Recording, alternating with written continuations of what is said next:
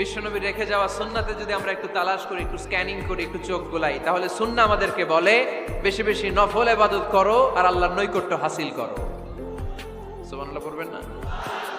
কোরআন বলেছে সেজদায় লুটিয়ে পড়ো। যা যা বললাম আমি ওঠার আগে জিজ্ঞেস করে আবার শুনে যাব, কারণ আমি মনে করি এটা ক্লাস। এটা কি ক্লাসে পড়া দেওয়া নেওয়া আছে না নাই? এতক্ষণ পড়ানোর পরে জিজ্ঞেস করার দরকার আছে না নাই? কোরআন বলছে কি আর সুন্নাহ কি বলে? নফল ইবাদত। আওয়াজ করে বলতে হবে সুন্নাহ কি বলে? বুখারীর বর্ণনা, আল্লাহর হাবিব সাল্লাল্লাহু আলাইহি ওয়াসাল্লাম বলেন, মা ইয়াজালু আবদি ইয়াতাকাররাবু ইলাইয়া বিন-নওয়াফিল, বান্দা যত বেশি নফল ইবাদত করতে থাকে, করতে করতে করতে করতে বান্দা আমার কাছের নৈকট্য প্রাপ্ত বান্দা হয়ে যায়। হাত্তা উহিব্বাহু, এরপর আমি আমার বান্দারে এত ভালোবাসি, কুনতু সামআহুল্লাযী ইয়াসমাউ বিহি, বান্দা যখন শুনে সে তার নিজের কান দিয়ে শুনে না, আমি আল্লাহর কানে শুনি। কুনতু বাসরাহুল্লাযী ইউবসিরু বিহি, বান্দা যখন দেখে নিজের চোখে দেখে না, আমি আল্লাহর চোখে দেখে। ওয়া ইয়াদাহুল্লাতী ইয়াবতিশু বিহা, বান্দা যখন কিছু ধরে বান্দার হাতে ধরে না, আমি আল্লাহর হাতে ধরে। ওয়া রিজলাহুল্লাতী ইয়ামশি বিহা, বান্দা যখন হেঁটে যায় ওর নিজের পায়ে হাঁটে না, কেমন যেন আমি আল্লাহর পায়ে হাঁটে। আওয়াজ করে বলতে হবে আল্লাহু আকবার। মানে আল্লাহ বুঝাতে চাইলেন আমি তখন তার কান হয়ে যাই, আমি তখন তার চোখ হয়ে যাই, আমি তখন তার হাত হয়ে যাই, আমি তখন তার পা হয়ে যাই। আমার আর তার মাঝে আর কোনো ফারাক থাকে না, সে আমার একেবারে নিকটে চলে আসে। আওয়াজ করে পড়েন সুবহানাল্লাহ। তাহলে বান্দা যখন নফল ইবাদত করে তখন বান্দার হাত আর বান্দার হাত থাকে না, ওইখানে আল্লাহর হাত যুক্ত হয়ে যায়। বান্দার পা থাকে না, সেখানে আল্লাহর পা যুক্ত হয়ে যায়। বান্দা যখন দেখে নিজ চোখে দেখে না, আল্লাহর দৃষ্টিশক্তি সেখানে যুক্ত হয়ে যায়। চিল্লায় বলেন ঠিক কি না? এজন্য নফল ইবাদত করতে রাজি আছেন তো? সুনানে তিরমিজির বর্ণনায় আল্লাহর হাবিব সাল্লাল্লাহু আলাইহি ওয়াসাল্লাম বললেন, হাদিসে কুদসি, কিয়ামতের দিন বান্দার যখন ফরজে ঘাটতি হবে, কিসে ঘাটতি হবে? ফরজে। আল্লাহ পাক বলবেন, উনজুরু হাল্লি আবদি মিন তাতাওয়ু, ও ফেরেশতারা দেখো তো আমার বান্দা নফল করছে কিনা। ফরজে যেহেতু তার ঘাটতি, দেখো তো আমার বান্দার কোনো নফল ইবাদত আছে কিনা। ফেরেশতারা বলবে আছে।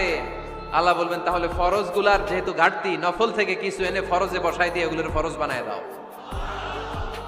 এজন্য নফল ইবাদতের দরকার আছে না নাই? ফরজ তো করাই লাগবে, এটা কম্পালসারি, এটার মাফ নাই, এটা অব্লিগেটরি। নফল করে আল্লাহর কাছে যাওয়া যায়, নফল হচ্ছে ওভারটাইম। নফল ইবাদত কেমন? আওয়াজ করে বলেন। তাহলে কোরআনের আলোকে আমরা জানলাম যে আল্লাহর কাছে যেতে হলে কি করতে হয়? সেজদা দিতে হয়। আর সুন্নাহর আলোকে আমরা জানলাম আল্লাহর কাছে যেতে হলে কি করার মাধ্যমে কাছে যেতে হয়?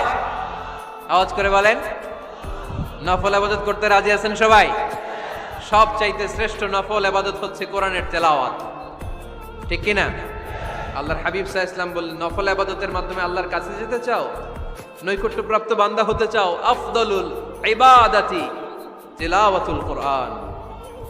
সবচাইতে যত নফল ইবাদতের লিস্ট হতে পারে, এই লিস্টে র্যাঙ্কিং এ 1 নাম্বার থাকবে কোরআনের তেলাওয়াত। এই কোরআন তেলাওয়াত করতে রাজি আছেন তো? তাহলে কোরআন তেলাওয়াত করব। 2 নাম্বার তাহাজ্জুদের সালাত পড়ব। কিসের নামাজ? হুজুর ফজরই পড়তে পারি না।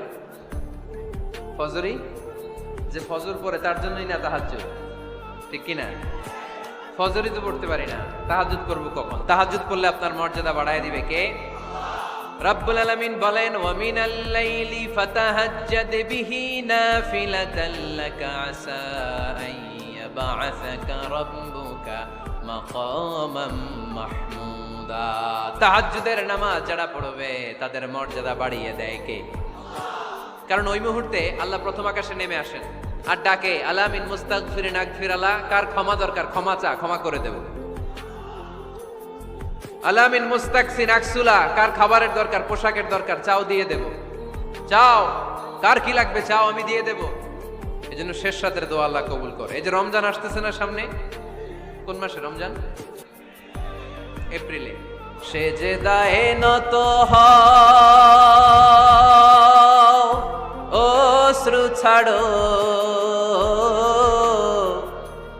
প্রভুর শরণে হৃদয় গাড়ো। সেজদায়ে নত হও, অশ্রু ছাড়ো, প্রভুর শরণে হৃদয় গাড়ো, প্রাণ খুলে সব ব্যথা বলো প্রভুকে, বলো প্রভুকে। রাত কি কেটে যাবে ঘুমে অলসে, রাত কি কেটে যাবে ঘুমে অলসে। তুমি কি জানবে না তোমার নিজেকে, প্রভুকে। রাত কি কেটে যাবে ঘুমে অলসে, ঠিক কিনা? ঘুমে অলসে আমাদের রাত কেটে যায়, সেজদা দেওয়ার সময় নাই। কখন প্রভুর দরবারে হাজিরা দেব, কখন সেজদা দেব? আল্লাহর হাবিব সাল্লাল্লাহু আলাইহি ওয়াসাল্লাম বললেন, আকরাবু মা ইয়াকুনুল আবদু মির রাব্বিহি ওয়া হুয়া সাজিদ ফাকসিরু ফীহি দুআ। তোমরা যখন সেজদায় লুটিয়ে পড়ো তখন তোমরা আল্লাহর সবচাইতে কাছে চলে যাও। এজন্য ওই সময় বেশি বেশি আল্লাহর কাছে চেয়ে নাও। সুবহানাল্লাহ পড়েন। মনের যত আকুতি আছে, যত জ্বালা আছে, যত বেদনা, সেজদায় পড়ে আল্লাহরে বলার দরকার আছে না নাই? কারণ কেউ যেটা শোনে না, শোনে কে? পরীক্ষায় ভালো করতে চান, সেজদায় লুটিয়ে পড়ে আল্লাহরে বলেন। নেককার স্ত্রী চান, সেজদায় পড়ে আল্লাহরে বলেন। নেককার সন্তান চান, সেজদায় লুটিয়ে পড়ে আল্লাহরে বলেন। বিসিএস পরীক্ষায় টিকতে চান, সেজদায় লুটিয়ে পড়ে আল্লাহকে বলেন। পাসপোর্ট দিয়ে রেখেছেন, ভিসা হয় না, সেজদায় লুটিয়ে পড়ে আল্লাহরে বলেন। মনের যত জ্বালা, যত যন্ত্রণা, যত আকুতি, যত হাহাকার, সেজদায় লুটিয়ে পড়ে আল্লাহরে বলেন। কারণ আল্লাহর দরবার এমন দরবার, এই দরবার থেকে কেউ কোনোদিন খালি হাতে ফিরে না। চিল্লায় বলেন ঠিক কিনা? কেউ ফিরে না খালি হাতে আল্লাহরে তোর দরবারে দে, তাই না? পড়েন সবাই, কেউ ফিরে না। আকরাবু মা ইয়াকুনুল আবদু মির রাব্বিহি ওয়া হুয়া সাজিদ। বান্দা যখন সেজদায় লুটিয়ে পড়ে, বান্দা আল্লাহর সবচাইতে কাছে চলে যায়। এই কথাটা মনে থাকবে আপনাদের সবার। আমরা কখন আল্লাহর সবচেয়ে কাছে যাই? আওয়াজ করে বলেন। যখন আমরা সেজদায় পড়ে থাকি। আপাত দৃষ্টিতে মনে হয় সেজদাটা যখন দেই জায়নামাজের উপরে আমার কপালটা পড়ে, সেজদাটা যখন দেই মসজিদের টাইলসের উপরে আমার সেজদাটা পড়ে, সেজদাটা যখন দেই মনে হয় যে মসজিদের কাপড়ের উপর আমার কপালটা পড়ে। কিন্তু বিশ্বনবী বলেন না, তোমার কপালটা আল্লাহর কুদরতি পায়ের উপরে পড়ে। আকরাবু মা ইয়াকুনুল আবদু মির রাব্বিহি ওয়া হুয়া সাজিদ।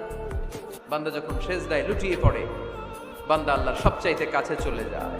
তাহলে কোরআন আমাদেরকে জানালো, যদি আল্লাহর প্রিয় হতে চাও সেজদায় লুটিয়ে পড়ো। আল্লাহর প্রিয় হতে চাইলে কি করব? আওয়াজ করে বলেন, কি করতে হবে? আল্লাহর হাবিব সাল্লাল্লাহু আলাইহি ওয়াসাল্লাম লম্বা সময় ধরে রাতে সেজদায় পড়ে থাকতেন। আল্লাহর হাবিব সাল্লাল্লাহু আলাইহি ওয়াসাল্লামের সাহাবারা সব সময় লম্বা লম্বা রুকু দিতেন, লম্বা লম্বা সেজদা দিতেন। কিন্তু আমরা রুকুর মধ্যে তাড়াহুড়ো করি, সেজদা দিতে যে তাড়াহুড়ো করি, এরকম আছে না? না, নিমসার এলাকায় এরকম কেউ নাই আলহামদুলিল্লাহ। আপনারা তাড়াহুড়ো করেন? করবেন না আমার ভাইয়েরা। There is no rushing in সালাহ। সালাতে তাড়াহুড়ো নেই। There is no hastiness in সালাহ। সালাতে কোনো তাড়াহুড়ো নেই। সল্লু সালাতান মুআদ্দি'। এমন ভাবে নামাজে দাঁড়াবেন মনে করবেন এটাই হতে পারে আমার জীবনের শেষ নামাজ, ঠিক কি না? Perform the salah as if this is your last and final prayer. এমন ভাবে মুসল্লায় দাঁড়ান মনে করেন এটাই হতে পারে জীবনের শেষ নামাজ। This is my last chance. এখন বাজে 3:30। কেউ যদি বলে আসরের যে নামাজটা পড়বেন এটাই আপনার জীবনের শেষ নামাজ, ওই নামাজ আপনি তাড়াহুড়া করবেন? কথা বলেন। আরে কাঁদতে কাঁদতে আপনি শেষ। এত সুন্দর ওযু বানাবেন, এত সুন্দর আতর মেখে জায়নামাজ বিছিয়ে পাঞ্জাবিটা পরে আপনি নামাজে দাঁড়াবেন। রুকুতে কি সুন্দর রুকু করবেন, লম্বা সময় সেজদা করে চোখের পানি দিয়ে তো সেদিন আপনার জায়নামাজ আপনি ভিজিয়ে দিবেন, ঠিক কি না?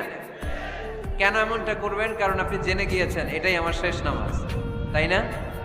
তো প্রতিটা নামাজের সময় এই জিনিসটা ভাবলে সমস্যা কোথায়? আমরা যে আরো আধা ঘন্টা এখানকার সবাই বেঁচে থাকবো কোনো গ্যারান্টি আছে?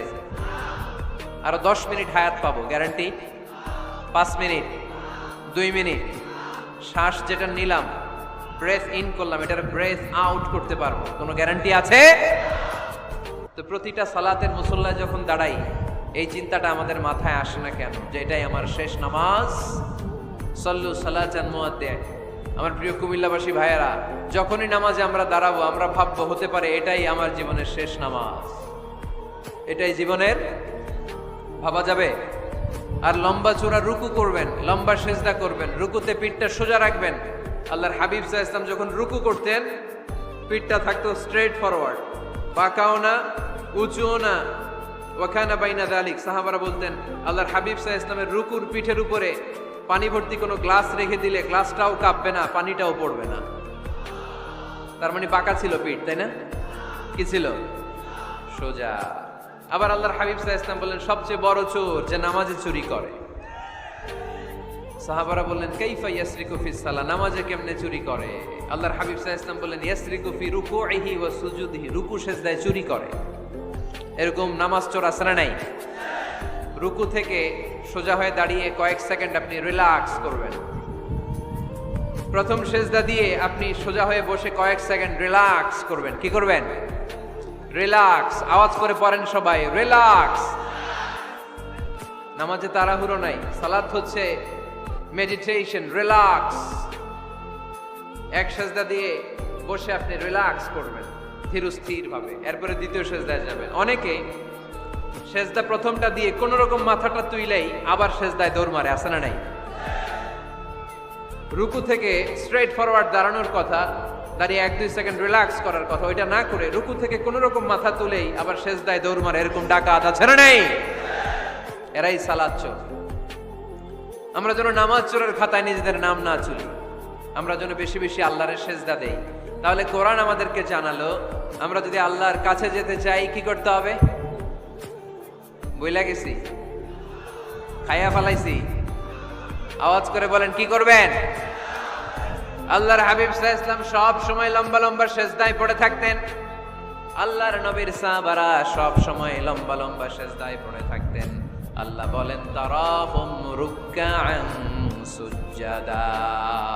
আপনি দেখবেন আল্লাহর নবীর সাহাবারা আবু বকর, ওমর, উসমান, আলী রাদিয়াল্লাহু তাআলা আনহুম আজমাইন, তাদের স্বভাব ছিল বিপদে পড়লেই লম্বা লম্বা সেজদায় পড়ে যেতে।